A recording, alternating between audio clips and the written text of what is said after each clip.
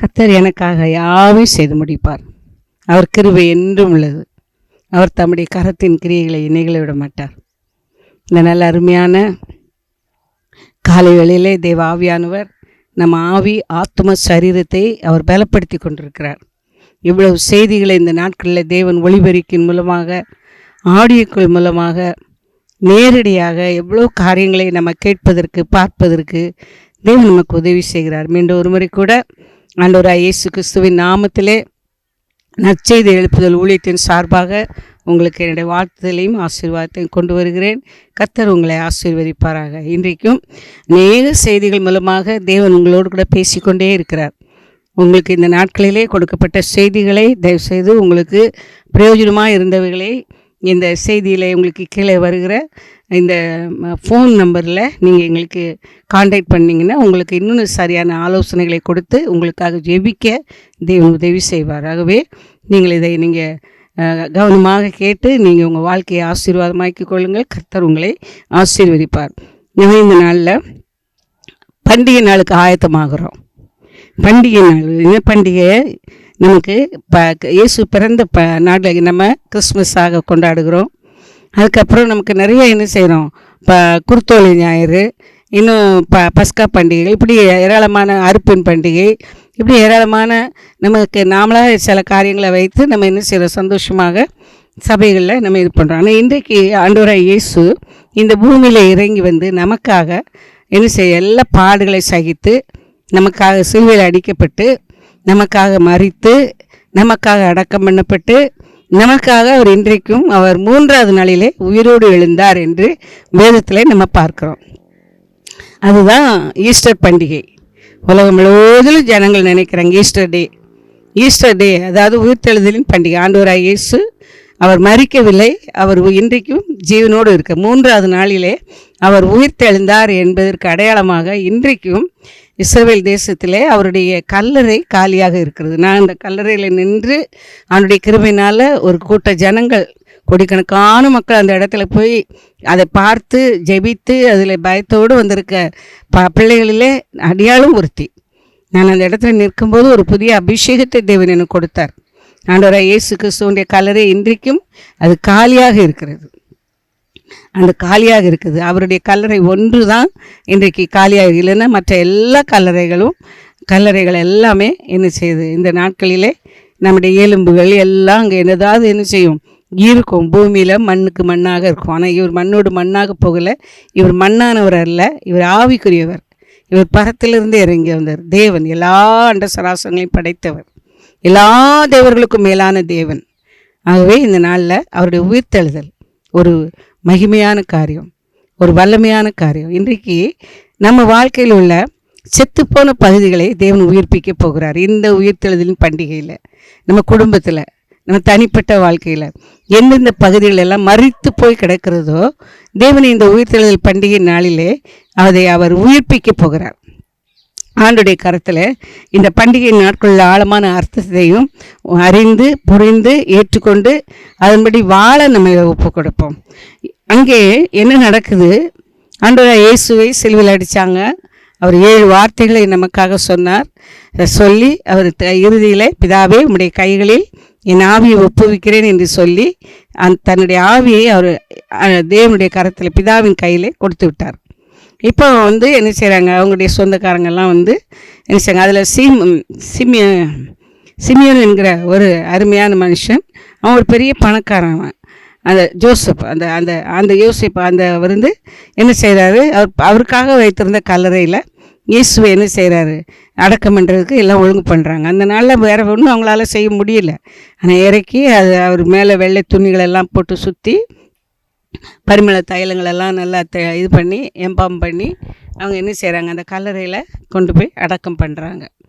இப்போ அங்கே நடந்தது என்ன, அவர் உயிரோடு இருக்கும்போது அவங்க சீஷர்களோட பேசியிருக்கிறாரு. அப்போ நிறைய காரியங்களை அவர் பேசியிருக்கிறார். அதில் ஒன்று, அவர் 3வது நாள் உயிர்த்தெழுவேன் என்ற ஒரு வார்த்தை தான். அவர் நான் யோவான் எழுதின சுவிசேஷம் 25வது வசனத்தில் அவர் விதமாய் சொல்கிறார், நானே உயிர்த்தெழுதலும் ஜீவனுமாய் இருக்கிறேன். அவர் மரித்தார், அடக்கம் பண்ணப்பட்டார். ஆனால் அவர் ஜீவனுள்ளவர், அவர் மரிக்க முடியாது, அவர் செத்து போக முடியாது. Because he is living God. அவர் ஜீவிக்கிறவர், அவருக்கு சாவு கிடையாது. ஆனால் நமக்காக அவர் என்ன செய்கிறாரு, தன்னை ஒப்பு கொடுத்து முழுவதுமாக என்ன செய்கிறார், சரி. ஆனால் அவர் அந்த நாட்களில் என்ன நடந்தது என்று சொல்லி வேதத்தில் நம்ம பார்க்க முடியும். அந்த 3 நாட்களும் காவலில் உள்ள ஆவிகளுக்கு போய் அவர் பிரசங்கித்தார் என்று பார்க்குறோம். அந்த 3 நாள் அவர் அப்படியே செத்து போய் அந்த அடக்கத்தில் இல்லை. அந்த 3 நாள் அவருடைய ஆவிகள் காவலில் உள்ள ஆவிகளுக்கு போய் பிரசங்கித்து, முற்பிதாக்களுடைய ஆவிகளை எல்லாம் அவர் உயிரோடு எழும்பி போகும் பொழுது தன்னோடு கூட பரிசுத்தவான்களை எல்லாம் அழைத்து கொண்டு போனார் என்று வேதத்தில் பார்க்கலாம். இன்னும் நிறைய காரியங்கள் இருக்குது. இன்றைக்கு நம்ம பார்க்க போகிறோம் மத்தேயு எழுதின சுவிசேஷம் 28ஆம் அதிகாரம் 6வது வசனம். இங்கே 3வது நாள் என்ன செய்கிறாங்க, வெள்ளிக்கிழமை அவர் மரித்தார், சனிக்கிழமை ஒரு நாள். ஏன்னா அடுத்த நாள் காலையில் 3வது நாள் அதிகாலையில் நம்ம கூட இன்றைக்கும் நமக்கு அருமையானவங்க யாரெல்லாம் இறந்து போகிறாங்களோ அவங்கள நினச்சி நம்ம என்ன செய்கிறோம், கல்லறைக்கு போய் சிலர் பால் ஊற்றுவாங்க, சிலர் மாலை போடுவாங்க, என்னமோ நம்ம திருப்திக்கு என்ன செய்வாங்க, செய்துட்டு வருவாங்க. அவங்களுடைய தேசத்துலேயும் அவங்களுடைய உறவினர்கள் அவங்க என்ன செய்கிறாங்க, அங்கே பெண்கள் நல்லா ஸ்மார்ட்டாக என்ன செய்கிறாங்க, நிறைய காரியங்களை செய்கிறத பார்க்குறோம். இன்னும் அந்த சுவிசேஷ புஸ்தகத்தில் நம்ம வாசித்து பார்க்கும்போது அவர் கூட அந்த சீஷர்கள் எல்லாம் பயந்து போனாங்க. இப்போ அவங்கெல்லாம் பயந்து போய் என்ன பண்ணுறாங்க, ஒரு ரூமில் உட்காந்து ஜெபம் பண்ணிகிட்டு இருக்காங்க. ஆனால் இந்த பெண்மணிகள் என்ன பண்ணாங்க, அவங்க அந்த வாசனை திரவியங்களெல்லாம் எடுத்துக்கிட்டு இவருக்கு அந்த இதுகளை 3வது நாள் அந்த சடங்காச்சாரம் செய்கிறதுக்கு தான் அவங்க வர்றாங்க.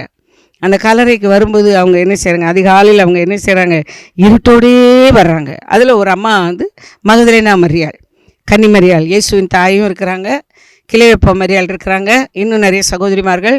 அதில் மகதலேனா மரியாள். இந்த மகதலேனா மரியாள் இடத்துலேருந்து ஆண்டவர் இயேசு 7 பிசாசுகளை துரத்தியிருந்தாராம். அப்போ அந்த அம்மாவுக்கு அதனால தான் அந்த பிசாசு எல்லாம் துரத்துனதுனால அந்த அம்மாவுக்கு ஒரு என்ன இருந்தது, பயம் இல்லை. அவங்க என்ன செய்தாங்க, தைரியமாக இருந்திருக்கிறாங்க. மார்க் எழுதின சுவிசேஷம் 16ஆம் அதிகாரம் 10வது வசனம் 9-10 நான் வாசிக்கிறேன். மார்க் எழுதின சுவிசேஷம் 16ஆம் அதிகாரம் 9-10. வாரத்தின் 1ஆம் நாள் அதிகாலையிலே இயேசு எழுந்திருந்த பின்பு மகதலேனா மரியாளுக்கு முதல் தரிசனமானார். அவர் உயிரோடு எழும்பி முதல்ல தரிசனம் கொடுத்ததே அந்த மகதலேனா மரியாளுக்கு. எப்படின்னா அவளிடத்துலேருந்து அவர் 7 பிசாசுகளை துரத்தி இருந்தாராம். அதனால் அந்த அம்மா அவரிடத்துல அவ்வளோ அன்பு வச்சுருக்கிறாங்க. இருட்டோடையே எழும்பி வந்திருக்கிறாங்க. நமக்கு இருட்டோடு எழும்பணும்னா அது சாத்தியமே கிடையாது, நடக்கிற காரியமே இல்லை. இன்றைக்கி காலையில் ஜெபத்துக்கு எழும்புங்கன்னா இன்றைக்கி ஒரு 100-1 கூட கஷ்டம்தான், ரொம்ப ரேராக தான். நாங்கள் ஒரு மீட்டிங்கில் போயிருந்தோம், ஒரு பாஸ்டர்ஸ் ஃபெல்லோஷிப்பில். கிட்டத்தட்ட 2000 பேருக்கு மேலே இருந்தாங்க. அப்போ பாஸ்டர் மோகன் ஐயா தான் என்ன செய்கிறாங்க, அதை லீட் பண்ணி நடத்திட்டு இருக்கும்போது அவங்க கேட்குறாங்க, எத்தனை சபைகளில் திருச்சபையில் நீங்கள் காலையில் ஜெபம் நடத்துகிறீங்க அப்படின்னு சொல்லி அவங்க பாஸ்டர்ஸ் கொஞ்சம் எழும்புங்க அப்படின்னாங்க. அதில் எண்ணி 3-4 பேர் தான் எழும்புனாங்க. அவ்வளோ 2000 பேர் இருந்ததில்ல. ஏன்னா காலை ஜெபம் அவ்வளோ ஒரு கடினமானது, எழும்ப மாட்டாங்க, எழும்ப முடியாது. அதுக்கு நமக்கு விருப்பமான ஒரு ஆவி நம்மளை என்ன செய்யும், அப்படியே என்ன செய்யும், நம்மளை அமுக்கி போடும், தூக்க பிசாசு. இந்த அம்மா மகதலேனா மரியாள் அந்த பிசாசெல்லாம் ஜெயிச்சிருக்கிறாங்க. அப்போ இவங்க என்ன செய்கிறாங்க, காலையிலே 3வது நாள் நல்லா கையில் எல்லாத்தையும் வாங்கி வச்சுக்கிட்டு அவருக்கு பரிமள தைலம் போடணும்னு சொல்லி வர்ற நேரத்தில் அங்கே என்ன நடக்குதுன்னா, அவங்க கல்லறை திறந்துருக்கிறது. அந்த கல்லறை திறந்திருந்தோடனே 6வது வசனம் பாருங்கள். ஓய்வு நாள் 28 மத்தேயு 28ஆம் அதிகாரம் 1 வசனம் நான் வாசிக்கிறேன். ஓய்வு நாள் முடிந்து வாரத்தின் 1ஆம் நாள் விடிந்து வருகையில் மகதலேனா மரியாளும் மற்ற மரியாளும் கல்லறையை பார்க்க வந்தார்கள். அப்பொழுது பூமி மிகவும் அதிரும்படி கர்த்தருடைய தூதன் வானத்திலிருந்து இறங்கி வாசலில் இருந்த கல்லை புரட்டி தள்ளி அதன் மேல் உட்கார்ந்தான். அவனுடைய ரூபம் மின்னல் போலவும் அவனுடைய வஸ்திரம் உறைந்த மலையை போலவும் வெண்மையாக இருந்தது. காவலாளர் அவனுக்கு பயந்ததினால் திடுக்கிட்டு செத்தவர்கள் போல் ஆனார்கள். தூதன் அந்த ஸ்திரீகளை நோக்கி, நீங்கள் பயப்படாதிருங்கள், சிலுவையில் அறையப்பட்ட இயேசுவை தேடுங்கள் என்று அறிவேன். அவர் இங்கே இல்லை, தாம் சொன்னபடியே உயிர்த்தெழுந்தார். கர்த்தரை வைத்த இடத்தை பாருங்கள். இவங்க பயப்படுறாங்க. இதெல்லாமே கல்லறை திறந்துருக்குது, இதில் பாடியை காணுமே, யாரோ தூக்கிட்டு போயிட்டாங்க போலன்னு சொல்லி. இன்னும் மற்ற காஸ்பல், மற்ற புஸ்தகங்கள் மார்க்கு, லூக்கா, யோவான் இதுகளெல்லாம் நம்ம வாசித்து பார்க்கும்போது அதில் அவங்க அந்த அம்மா அழுகிறாங்க. அழுதுட்டு அவங்க என்ன பண்ணுறாங்க, இயேசு எங்கேயும் போகலை, அவர் அங்கே தான் உயிரோடு எழும்பி அந்த தோட்டத்தில் ஒரு தோட்டக்காரனை போல் நிற்கிறாரு. அப்போ இந்த அம்மா அவங்கள தோட்டக்காரன் நினச்சிட்டு தான் என்ன செய்கிறாங்க, ஓடி போய் அந்த அம்மா இயேசுகிட்ட கேட்குறாங்க, அப்பா இயேசு யாரை அழுதுட்டு நிற்கிறாங்க. அப்போ தான் கேட்குறாங்க, ஏம்மா அழுகிற, ஸ்ரீயை ஏன் அழுகிறான்னு சொல்லி கேட்குறாரு. அப்போ சொல்கிறாங்க, இயேசுவை யாரோ தூக்கிட்டு போயிட்டாங்கப்பா, நீங்கள் பார்த்தீங்களா அப்படின்னு சொல்லி கேட்கும்போது தான் மரியாளேன்னு சொல்லி கூப்பிட்றாரு. அப்போ அந்த சத்தத்தை கேட்டாவா ரபுனி அப்படின்றா, புதவரேன்ற அர்த்தம். அவளுக்கு இயேசுவானுடைய சத்தம் நல்லா தெரிஞ்சிருக்கு. இன்றைக்கு எனக்கு அருமையான தேவனுடைய பிள்ளைகளை இந்த ஒளிபெருக்கின் மூலமாக செய்திக்கு உங்கள் சத்தத்தை இயேசு நன்றாக அறிந்திருக்கிறார். ஒரு பிள்ளையுடைய சத்தத்தை தகப்பன் நன்றாக அறிந்திருக்கிறார். நீங்கள் எந்த சூழ்நிலையில் எப்படி போனாலும் சரி, ஏமா அழுற, எதுக்காக நீ அழுற அப்படின்னு சொல்லி நம்முடைய அழுகையை நம்ம அவருடைய கரத்தில் நம்ம தாழ்த்தி ஒப்பு கொடுக்கும்போது சொல்லும் பொழுது அவர் நம்ம என்ன செய்கிறாரு, அந்த அழுகையின் கண்ணீரை எல்லாம் துடைத்து நம்மளை பலப்படுத்துவார். உடனே அவர் சொல்கிறாரு, இதோ நான் ரபுனி அப்படின்னு சொல்லி அவர் சொன்ன உடனே அவர் சொல்கிறாரு, நீ என்னை தொடாத, நான் இன்னும் என் பிதாவிடத்தில் போகலை, நீ போய் என்னுடைய சகோதரர்களுக்கு போய் சொல்லு அப்படின்றாரு. இந்த அம்மா ஓடுறாங்க. இவங்க எல்லோரும் ஓடுறாங்க, போய் இயேசு உயிரோடு எழும்பிட்டாருன்னு சொல்லி சொல்கிறாங்க. அங்கே அவங்க எல்லாம் பயந்து போய் கதவை பூட்டிட்டு ஜோம் பண்ணிகிட்டு இருக்காங்க. ஆனால் அவங்க என்ன செய்கிறாங்க, திரும்ப பேதுரு தான் ஓடி வர்றாரு, சீஷர்கள்லாம் ஓடி வராங்க. அங்கே திரும்ப கல்லறையில் உள்ளெல்லாம் போய் பார்க்குறாங்க. அதுக்கப்புறம் தான் அவங்களுக்கு இயேசு உயிரோடு எழும்பினார். அதுவும் இல்லை, அவங்க நம்பலை. அவர் சொல்கிறாரு, அவர் திரும்ப அந்த ரூமில் வர்றாரு. அந்த ரூமுக்கு மத்தியில் நின்று அவங்களுக்கு வெளிப்படுத்துகிறாரு, தன்னை பாருங்கள், நீங்கள் ஏன் சந்தேகப்படுறீங்க, இந்த பாருங்கள் என் கையை பாருங்கள், இந்த குழி இருக்குது பாருங்கள், என்னை சிவில் அடித்தாங்களே எல்லாம் தன் கை கால் எல்லாத்தையும் காட்டுறாரு. அப்பமும் அவர் கூட இருந்த சீஷன் தோமாவுக்கு நம்பிக்கை வரல. அவர் சொல்கிறாரு, நான் என் விரலை உன் கையில் நான் போட்டு பார்க்கட்டும் அப்படின்றாரு. அப்போ தான் அவர் சொல்கிறார், கண்டு விசுவாசிக்கிறவர்களை விட காணாததை விசுவாசிக்கிறவர்கள் பாக்கி. இன்றைக்கி நம்ம காணாத ஒன்றை தான் விசுவாசித்து நம்ம பேசிக்கொண்டிருக்கிறோம். காணாத ஒன்றை தான் நம்ம என்ன செய்கிறோம், இன்றைக்கு விசுவாசிக்கிறோம். காணாத ஒன்றை தான் அந்த ஆசீர்வாதத்தை நம்ம பெற்றுக்கொண்டிருக்கிறோம். அதுதான் ஆண்டவராய் இயேசு.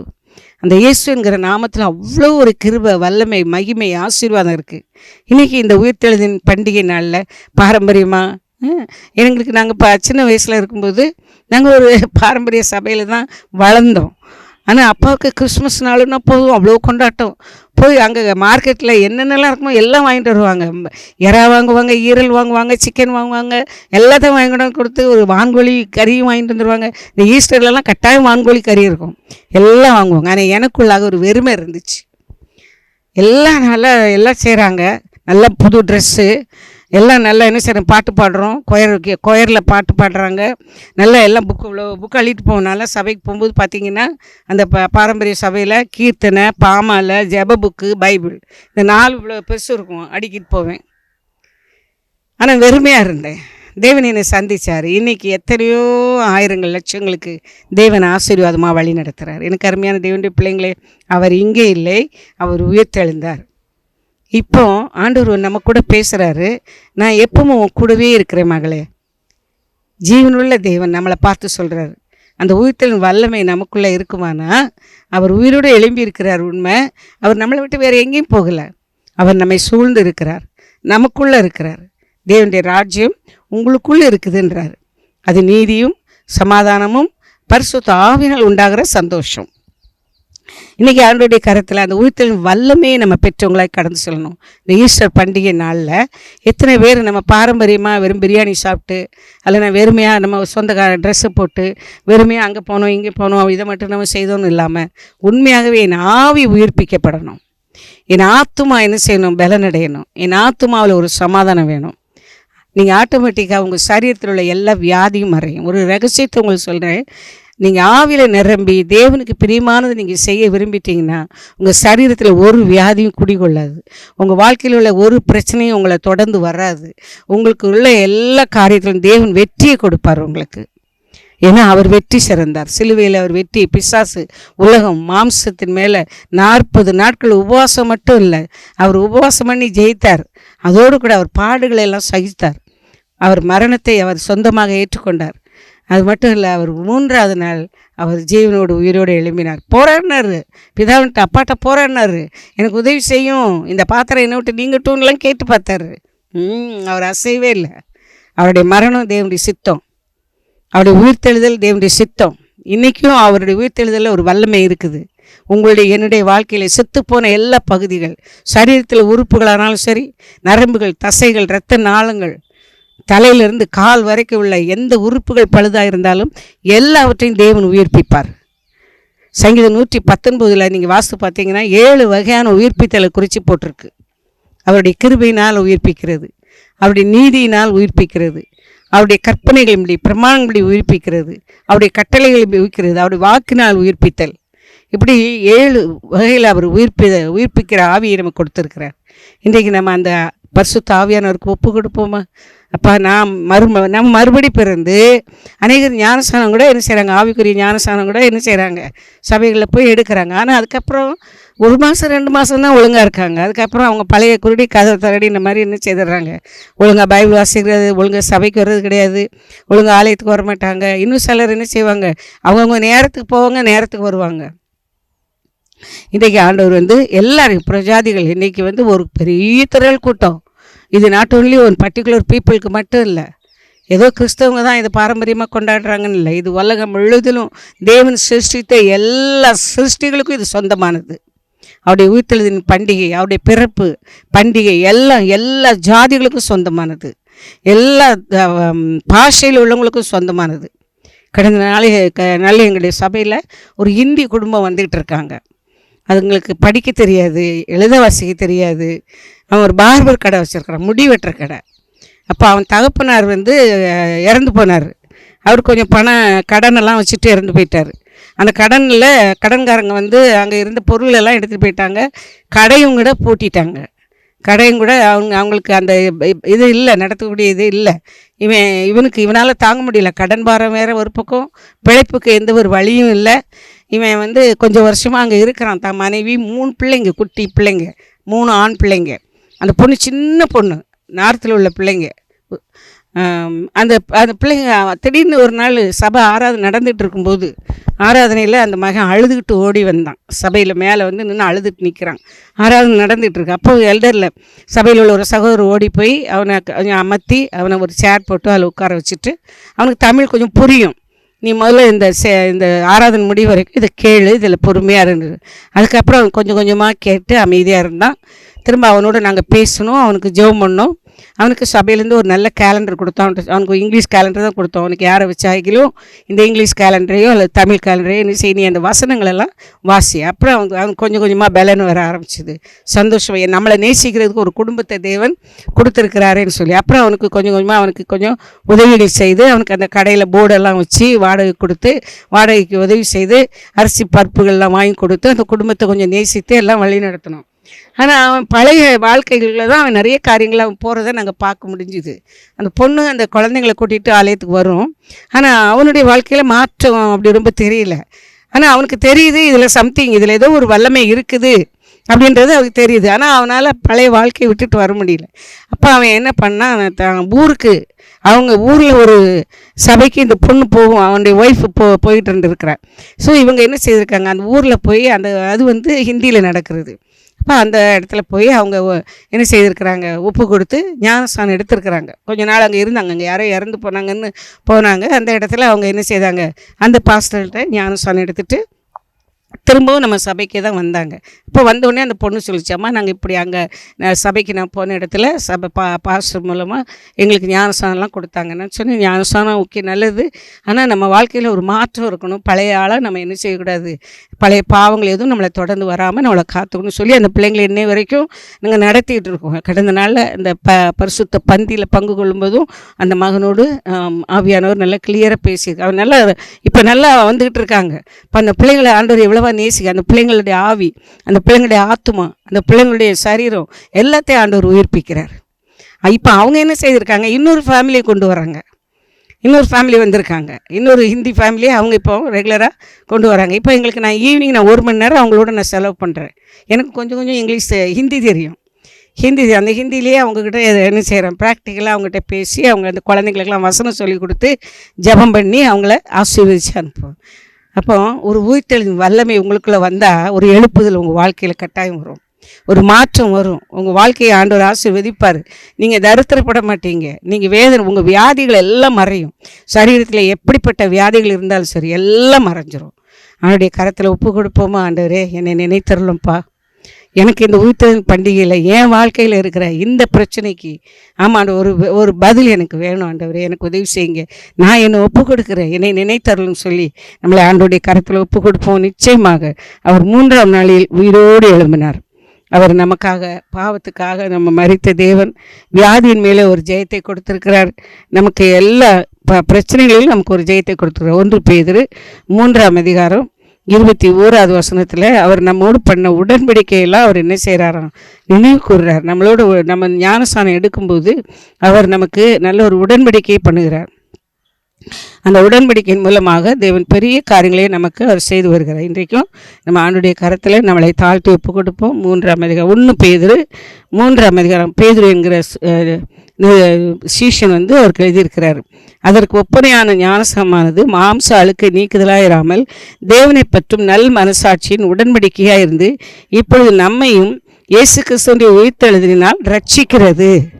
இயேசு கிறிஸ்து இன்றைக்கு ஆண்டவராக இயேசு கிறிஸ்து உயிரோடே அவர் எழும்பினதுனாலே நமக்கு ஒரு ரட்சிப்பை கொடுத்துருக்கிறார். உங்கள் வாழ்க்கையில் உள்ள எல்லா பிரச்சனைகளுக்கும் ஒரு விடுதலை உண்டு, ஒரு ரட்சிப்பு உண்டு, ஒரு முடிவு உண்டு. கண்டிப்பாக அதை மட்டும் நீங்கள் என்ன செய்யுங்க, உங்களை தாழ்த்தி ஒப்பு கொடுக்கும்போது கர்த்தர் பெரிய காரியங்களை செய்வார். ஆண்டவருடைய கரத்தில் ஒப்பு கொடுப்போம். இந்த ஆண்டவரே, இந்த உயிர்த்தெழுதலின் பண்டிகை, இந்த ஈஸ்டர் பண்டிகை எனக்கு ஒரு உயிர்த்தெழுதலின் வல்லமையை கொடுக்கட்டும். எதெல்லாம் செய்ய முடியலன்னு நினைக்கிறேனோ அதெல்லாம் செய்ய எனக்கு பலன் கொடுங்க. எதெல்லாம் என்னால் விட முடியலன்னு நினைக்கிறேன், அதை உமக்கு பிரியமில்லாத காரியங்களை விடுவதற்கு எனக்கு உடைய வல்லமையை தாங்க. அதுதான் உயிர்த்தெழுதலின் வல்லமை. என்னால் இந்த பாவத்தை நம்ம பாருங்கள், இன்றைக்கி முக்கியமாக ஆவியானவர் நம்மளோட பேசுகிறது செல்ஃபோன் மூலமாக. செல்ஃபோனில் நிறைய பேர் அடிக்ட் ஆகியிருக்காங்க. எங்கள் சபையில் ஒரு பையன் வந்தான், புதுசாக தான் வந்துக்கிட்டு இருந்தான். ஆனால் அந்த பையன் இப்போ தான் 2 வாரமாக அவன் உபவாசம் பண்ணி ஜெபம் பண்ணுறேன் அப்படின்னான். காலையிலேருந்து சாயங்காலம் வரைக்கும் அம்மா நான் ஒன்றும் சாப்பிட்லன்னு. ஆனால் கடந்த அவங்க வீட்டு பக்கத்தில் ஒரு பொண்ணு அவனை கூட்டிகிட்டு சொல்லுது, அம்மா போன வாரம் அவன் ஒரு பெரிய சுவரிலேருந்து கீழே குதிக்கிறதுக்கு இருந்தான், சூசைட் பண்ணுறதுக்கு இருந்தான். இதுக்கிடையில் ஆவியானவர் எங்களுக்கு வர்ஷிப் டைமில் ஆவியானவர் எனக்கு நிறைய காரியங்கள் வெளிப்பட, வாலிப பிள்ளைங்களில் நிறைய பேர் சூசைடுக்கு கமிட் பண்ணியிருக்கிறாங்க, நிறைய பிள்ளைங்க. அதில் ஒரு வாலிப பையனை ஆண்டவர் காட்டுறாரு, அது இவன் தான், அது இவன் தான்றதை ஆவியானவர் அழகாக உறுதிப்படுத்தினார். அப்போ அந்த பொண்ணு சொல்லிச்சுது. அப்போ இந்த பையன் அந்த பையன்கிட்ட கேட்டேன், உனக்கு என்ன பிரச்சனை, என்ன ஏது, நீ செல்ஃபோனில் அடிக்ட் ஆகிருக்கிறியா? இல்லை, நான் செல்ஃபோன் மற்ற இதெல்லாம் நான் பார்க்கறதில்ல. அதுக்குள்ளே அந்த பொண்ணு சொல்லிச்சு, அவன் கேம் விளையாடுறான், செல்ஃபோனில் கேம் எதில் கொண்டு போய் உங்களை விடும் தெரியுமா? மரணத்தில் தான் கொண்டு விடும். நிறைய சூசைட் ஆகுது. உங்களுடைய நீங்கள் என்ன தவறான வழியில் நீங்கள் அதை உபயோகப்படுத்துனீங்கன்னா அந்த விளையாட்டு உங்களை கடைசியில் கடன்கொள்ளாக்கி உங்களை என்ன செய்யும், மரணத்துக்குள்ளே கொண்டு போய்விடும். அந்த பையன் அதுக்கு அடிமையாக இருந்திருக்கான். இன்றைக்கி அதெல்லாம் கமிட் பண்ணி அவனுக்கு ஆலோசனை கொடுத்து இன்றைக்கி நல்லா என்ன செய்கிறார், ஒரு மனுஷனாக தேவன் அவனை உயிர்ப்பித்திருக்கிறார். எனக்கு அருமையான பிள்ளைங்களே, இன்றைக்கி இந்த உயிர்த்தெழுதல் பண்டிகையில் உங்கள் வாழ்க்கையில் எதிலெல்லாம் நீங்கள் உயிர்ப்பிக்கப்படணுமோ, உங்கள் குடும்பத்தில் உயிர்ப்பிக்கப்படணுமோ, இன்றைக்கி நீங்கள் உங்களை ஒப்பு கொடுங்க. கர்த்தர் உங்களுக்கு உதவி செய்வார். கண்களை மூடிக்கொள்வோமா? பரலோகத்தின் தேவனை நோக்கி பார்ப்போம். தகப்பனே, நீர் எங்கள் தேவன், ஜீவனுள்ளவர். இன்றைக்கும் எங்களுக்காக ஆமாண்டவர் உயிரோடு நீர் ஆண்டவரே எங்களுக்கு ஜீவனுள்ள வார்த்தைகளை கொடுத்து கொண்டிருக்கிறீரப்பா. நீர் பேசின நல்ல ஜீவனுள்ள வார்த்தைகளுக்காய் நன்றி. நீரே உயிர்த்தெழுதல், நீரே ஜீவன். அந்த ஜீவனை எங்களுக்கு தொடர்ந்து எங்களுக்கு தந்து எங்களை தாங்கிக் கொள்ளுங்க. இந்த ஒளிபெருக்கின் மூலமாக இந்த செய்திகளை கேட்டுக்கொண்டிருந்த ஒவ்வொரு பிள்ளைகளுடைய வாழ்க்கையிலும் தேவன் பெரிய காரியங்களை செய்து நல்ல சாட்சிகளை பிள்ளைகளுடைய வாழ்க்கையில நீர் எழுப்பும்படி இயேசுவின் நாமத்திலே ஜெபிக்கிறோம். தாழ்த்தி தருகிற உயிர்த்தெழுதலின் பண்டிகை எல்லாருக்கும் சமாதானம் நிறைந்ததாக இருக்கட்டும். தேவனே, உங்களுக்கு சமாதானம் தானே எல்லா இடத்துலையும் சொல்லியிருக்கீங்க. அந்த சமாதான பாத்திரம் எல்லாருடைய தனிப்பட்ட வாழ்க்கையில், குடும்பத்தில், கணவன் மனைவி, பெற்றோர் பிள்ளைங்க, அண்ணன் தம்பி, அக்கா தங்கைக்குள்ள இந்த சமாதானம் ஆண்டவரே நீர் கிருபையாய் கொடுத்து உங்களுடைய பிள்ளைகளை உயிர்ப்பித்து ஒரு எழுப்புதலை கட்டளையிடுவீராக. துதிகான மகிமை உமைக்கே செலுத்துகிறோம். இயேசு கிறிஸ்துவின் இனிய நாமத்திலே ஜெபிக்கிறோம் நல்ல பிதாவே. ஆமேன், ஆமேன். God bless you.